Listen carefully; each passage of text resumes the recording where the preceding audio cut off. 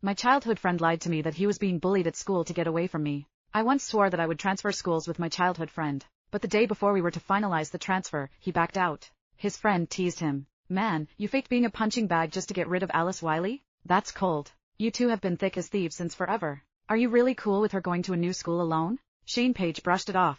It's just another high school across town. Not a big deal. I'm tired of her always being up my ass. This works out perfectly. I stood frozen outside the door for a long time.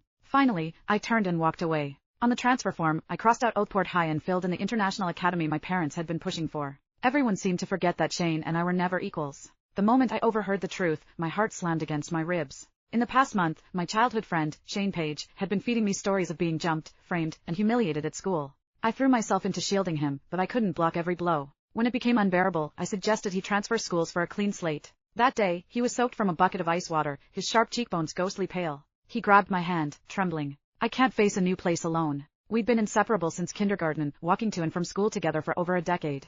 Deep down, I'd been nursing a quiet crush on him. So, in a rush of loyalty, I promised, don't worry, Shane. I'll go wherever you go. But standing outside that private room, I realized it was all a cruel ruse to push me out of his life. Does he hate me that much? Inside, his friend kept talking, Alice is crazy about you. What if she falls for someone else out there? Her? Shane scoffed, as if the idea was absurd. She is so loyal she'd take a beating for me and not even flinch. You think she'd ever stop loving me? His friend muttered, I don't know, but she doesn't seem like someone you mess with.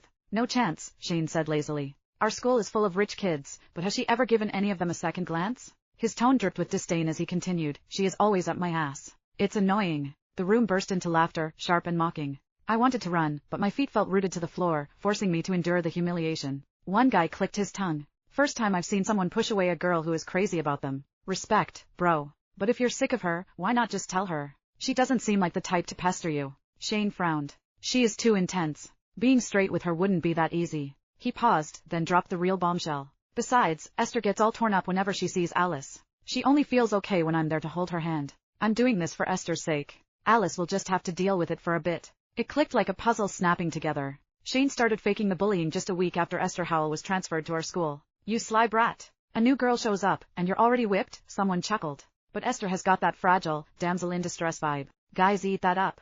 Unlike her, Alice is sharp and always has that icy glare that keeps everyone at arm's length. No matter how gorgeous she is, that's a tough sell. The others piled on, tearing me apart like sharks on a feeding frenzy. Shane didn't stop them or defend me. He even nodded along, agreeing with their jabs. My heart sank into a dark, throbbing abyss. For a fleeting moment, I wanted to knock down that door and demand answers. Why did he lie? Did he feel even a flicker of guilt watching me get hurt for him? Did our years of friendship mean nothing? But my mom's words echoed in my mind.